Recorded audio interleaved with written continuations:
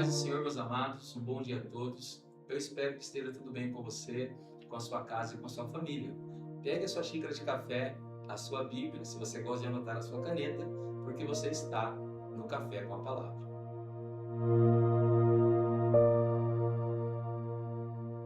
Bom, amados, a nossa porção diária de hoje se encontra no Evangelho de Mateus, capítulo de número 10. E nós vamos continuar falando sobre a chamada de Jesus aos seus discípulos. No Evangelho de Mateus, capítulo 10, o verso 1, nos diz assim a palavra do Senhor Jesus. Tendo Jesus chamado os 12 discípulos, deu-lhes autoridade sobre espíritos imundos para os expulsar e para curar todo tipo de doenças e enfermidades. Ora, o nome dos 12 apóstolos são estes. Primeiro, Simão, chamado Pedro, e André, seu irmão. Tiago, filho de Zebedeu, e João, seu irmão. Filipe, Bartolomeu, a quem nós conhecemos recentemente como Natanael, Tomé e Mateus, o publicano, Tiago, filho de Alfeu, e Tadeu, Simão, mas esse não é o Pedro, é o Zelote, Judas Iscariotes, que foi quem o traiu.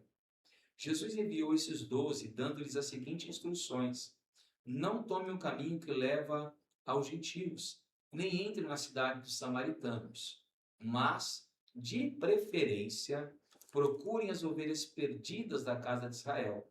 Pelo caminho, preguem que está próximo o reino dos céus. Curem os enfermos, ressuscitem os mortos, purifiquem leprosos, expulsem demônios. Vocês receberam de graça, portanto, deem de graça. Amém? Que palavra maravilhosa, né? Que o nosso Senhor Jesus deixou para nós. Nós temos visto nos últimos devocionais como Cristo tem chamado os discípulos para seguirem Ele.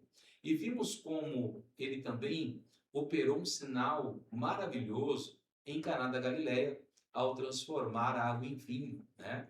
Ali os seus discípulos viram a sua glória e puderam crer que Ele era o Messias.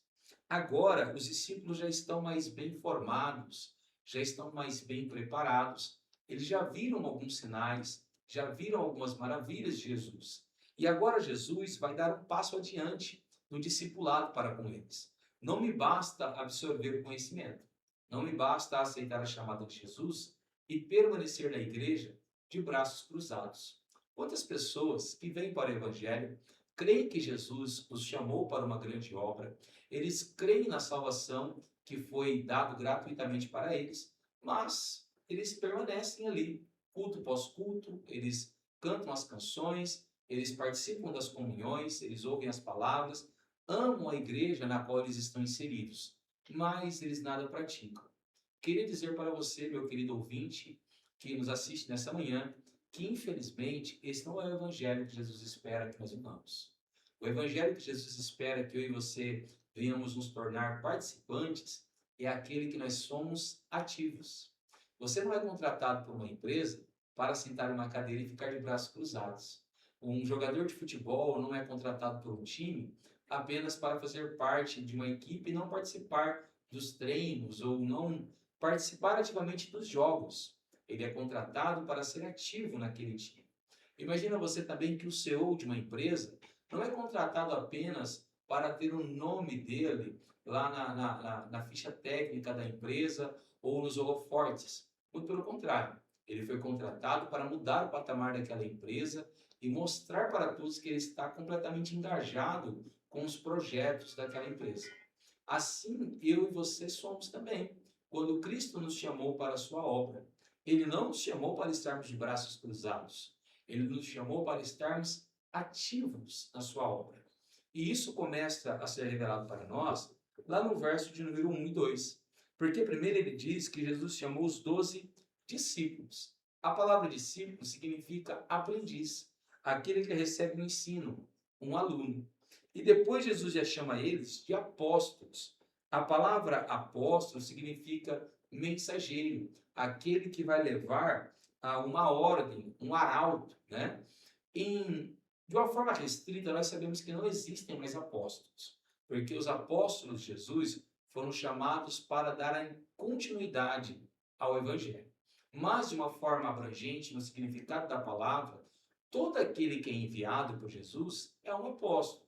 Todo aquele que Jesus chamou, ele tem a responsabilidade de levar a palavra de Jesus. E observa, observa o detalhe que Jesus nunca vai nos enviar de mãos vazias. Antes de Jesus enviar-lhes, Jesus lhes deu autoridade. Em algumas traduções, poder. Ou seja, se Jesus está me enviando, se Jesus está te enviando, ele já nos deu autoridade para curar, expulsar demônios e para pregar o evangelho.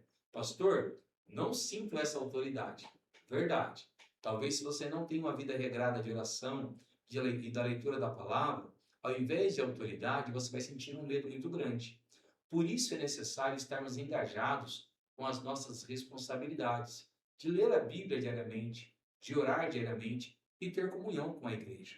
Observa que depois de Jesus ter capacitado eles, Jesus então lhes dá algumas instruções, algumas ordens. E lá a partir do verso de número 6, melhor, verso 5, Jesus diz assim: não tomem o caminho que leva para os gentios, nem entrem nas cidades dos samaritanos. Porque naquele período, primeiro precisava ser anunciado o evangelho para os israelitas, né? E a primeira ordenança de Jesus para nós é: procurem de preferência as ovelhas perdidas da casa de Israel. Então, primeiro ponto, Jesus quer que nós vamos atrás daqueles que se perderam ou daqueles que ainda não conhecem. O evangelho não nos foi dado para pregarmos para aqueles que já foram salvos, para aqueles que já conhecem, e sim para aqueles que não conhecem. O que nos dá a entender que nós precisamos pregar muito o evangelho onde nós trabalhamos, aonde nós frequentamos para um lazer, num clube, num momento de futebol, no momento da academia, num churrasco de família, né? Então nós primeiro precisamos buscar aqueles que estão perdidos. Segunda ordenança de Jesus, nós devemos pregar para as pessoas que o reino de Deus está próximo. Se o reino de Deus estava próximo naqueles dias, o que dirá hoje? Não é verdade? Então a pregação que deve sair da nossa boca não é somente sobre prosperidade, curas e transformação. Também devemos pregar isso, porque Jesus também está disposto a fazer isso.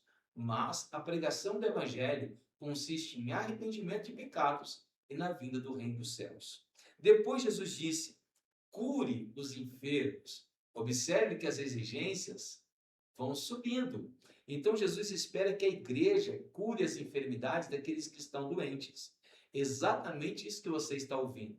E se você está achando que a régua vai parar aqui, não. Jesus está esperando muito de mim. Ele está esperando muito de você. Porque logo em seguida ele diz: ressuscitem os mortos. É exatamente isso que você está ouvindo. Jesus está esperando muito da sua igreja. E logo em sequência ele diz: purifique os leprosos. Você observou que Jesus nos capacitou não para obras pequenas, mas para obras grandiosas. Mas, pastor, eu não tenho capacidade de realizar nenhuma dessas tarefas. É verdade, você não tem. Eu também não tenho. Nós não temos. Mas quem vai fazer isso em nós é o Espírito Santo. Por isso é extremamente necessário, eu vou repetir, que nós tenhamos uma vida regrada de oração e uma vida de leitura da palavra, para que a nossa fé a cada dia venha a ser aperfeiçoada e venha a crescer. Porque o que Jesus espera de nós não para aí. E ele continua dizendo: expulsem os demônios. Quantas pessoas que nós conhecemos que somente de conversar com elas, nós vemos que elas vivem debaixo de uma opressão demoníaca. Quantas pessoas que nós conhecemos que a sua família está debaixo de uma opressão demoníaca? Casamentos, empresas. Quantas pessoas que nós conhecemos assim? E nós sabemos que Cristo nos deu autoridade e não oramos, não expulsamos, nós aceitamos. Quero te dizer que Jesus está esperando muito de mim e muito de você. Mas ainda não acaba aqui as exigências de Jesus. Porque quando nós lemos tudo isso, nós vemos que muitos homens por aí, homens famosos, tanto na internet quanto na televisão, fazem tudo isso. Mas eles cobram um preço muito caro para fazer. Isso significa que eles estão cumprindo as ordenanças de Jesus, mas de uma forma distorcida.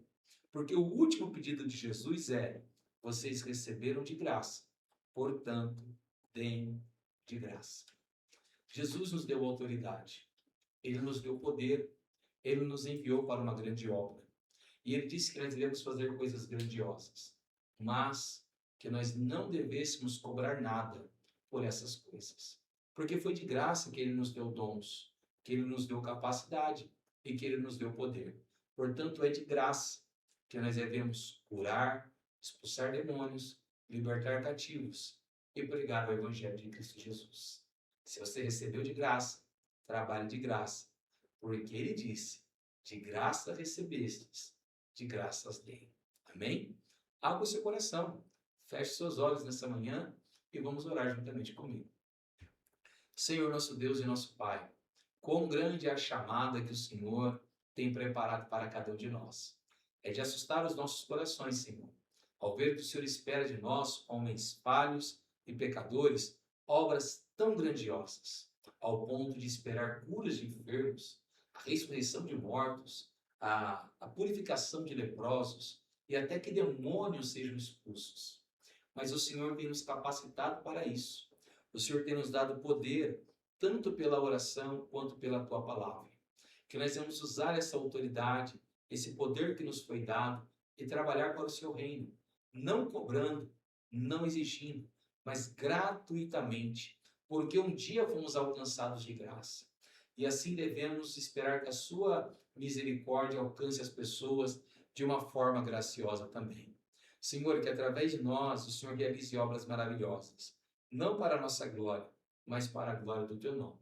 E que o Senhor, realizando obras grandiosas através de nós, muitas vidas possam crer e entregar os seus corações ao Teu santo nome.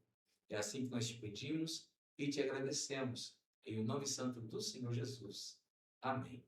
Se você tem gostado desse trabalho, não perca o seu tempo, se inscreva no canal, ative o sininho das notificações, assim a cada devocional você será notificado às manhãs seguintes, né? Se você tem gostado, compartilhe com alguém para que alguém também seja abençoado e deixe o seu toquezinho aí no botão de curtir. E se você gostar também, deixe aí um comentário para nós sabermos o que você tem achado desse trabalho. Amém? Lembre, esse canal não é meu, esse canal não é seu, esse canal é de todos nós. Faça parte dele. Amém?